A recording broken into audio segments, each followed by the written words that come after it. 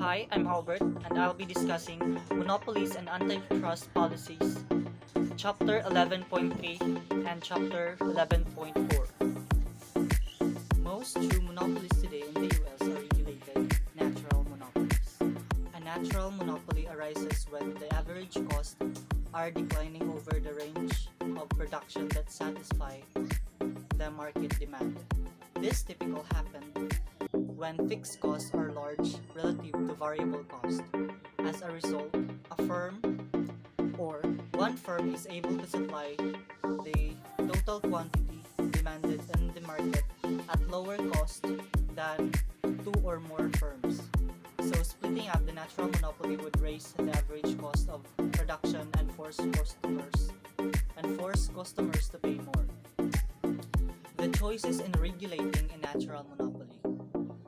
The appropriate competition policy. In this figure, this illustrates the case of natural monopoly, with the market demand curve that cuts through the downward sloping portion of the average curve cost. Point A, B, C, and F illustrate four of the main choices of regulation. Table 5 outlines the regulation choices for dealing with a natural monopoly. The graph presented a natural monopoly. The graph shows the 4 points that represent the main choices of regulation: a downward sloping average cost curve and a downward sloping market demand curve. In Figure 1, regulatory choices in dealing with natural monopoly. A natural monopoly will maximize profit by producing at the quantity where marginal revenue equals marginal cost, and by then looking to the market demand curve to see the price to charge of this quantity. This monopoly will produce a point A with a quantity of 4 and a price of 9.3. If antitrust regulators split this company exactly in half, then each half would produce a point B with the average cost of 9.75 and output of 2. The point C, however, is the firm is equal to produce at the quantity of 8 and sell at the price of 3.5. The firm will suffer from losses. The most likely choice is point F, where the firm is required to produce a quantity of 6 and the charge of price is 6.5. In the graph shown, the possibility is to leave the natural monopoly alone. In this case, the monopoly will follow its normal approach to maximize profit. It determines the quantity where, in this case, the monopoly will follow its normal approach to maximizing profits. It determines the quantity where marginal revenue equals marginal cost, which happened at point P at a quantity of 4. The firm then look to point A on the demand curve to find that it can charge a price of 9.3 to the profit maximizing quantity. Since the price is above the average cost curve, the natural monopoly would earn economic profit. Secondly, outcome arises if antitrust authorities decide to divide the company so that new firm can compete. Secondly, outcome arises if antitrust authorities decided to divide the company so that the new firm can compete. As a simple example, imagine that the company is cut in half. Thus, instead of a large firm producing a quantity of 4, two half-sized firms each produce a quantity of 2. Because of the declining average of curve, the average cost of production for each of the half-sized companies each producing 2, as shown as the point B, would be 9.75, while the average cost of the production for a large firm producing 4 would only be 7.75. Thus, the economic would become less productively efficient. In the case of natural monopoly, market competition will not work well, and so, rather than allowing an unregulated monopoly to raise price and reduce output, the government may wish to regulate price and output. Common examples of regulation are public utilities, the regulated firms that often provide electricity and water service.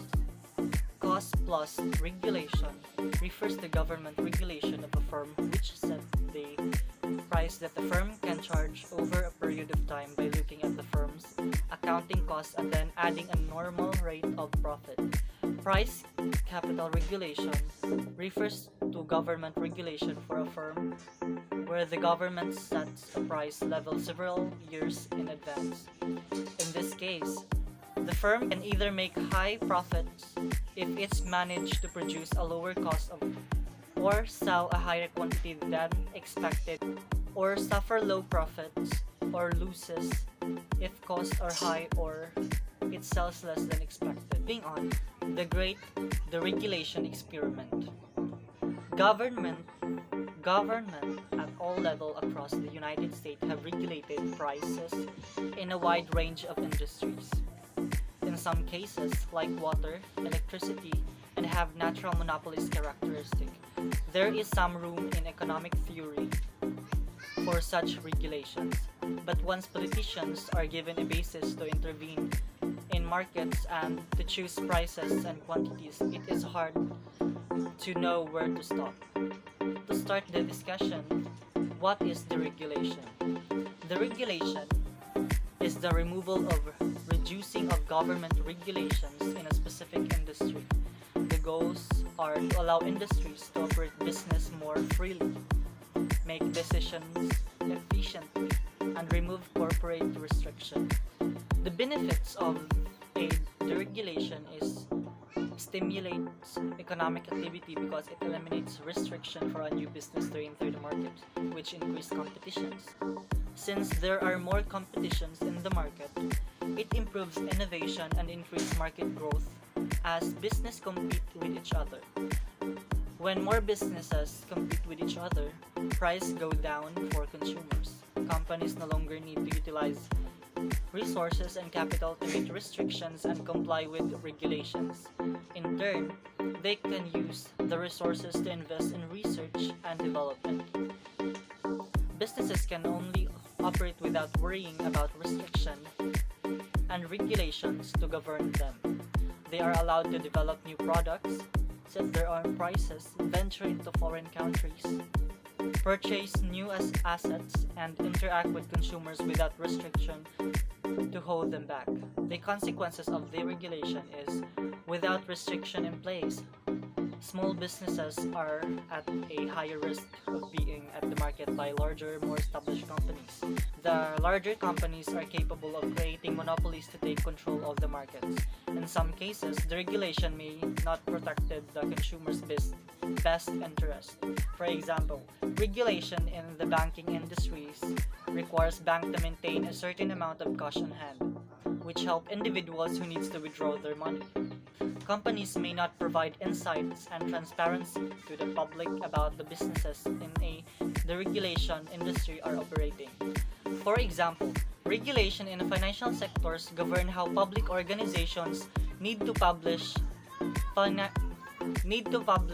financial statements, which allows investors to understand the company and enables them to make investment decisions. Example, airlines. The greater competition from the regulation reduces airfares by about one-third over the next 2 decades, saving consumers billions of dollars a year. The average flight used to take off with just half its seats full. Now it is 2/3 full, which is far more efficient. Airlines have also developed hub and spoke systems where planes all fly into a central hub city at a certain time and then depart. As a result, one can fly between any of the spoke cities with just one connection. As a result, one can fly between any of the spoke cities with just one connection. And there is greater service to more cities than before the regulations. With lower fares and more services, the number of air passengers doubled from late 1970s to the start of 2000s, an increase that, meanwhile, with the watchful oversight of government safety inspectors, commercial air travel have continued to get safer over time. What is the effect of deregulation? The regulation, both of airlines and of other industries, has its negatives. The greater pressure of competition led to entry and exit. When firms went bankrupt or contracted substantially in size, they laid off workers who had found other jobs. Make competitions is, after all, and full contract sport. Number of major accounting scandals involving prominent corporations such as Enron, Tyco International, and WorldCom lead to the Sarbanes-Oxley Act in 2002. Sarbanes-Oxley was designed to increase confidence in financial information provided by public corporations to protect investors from accounting fraud.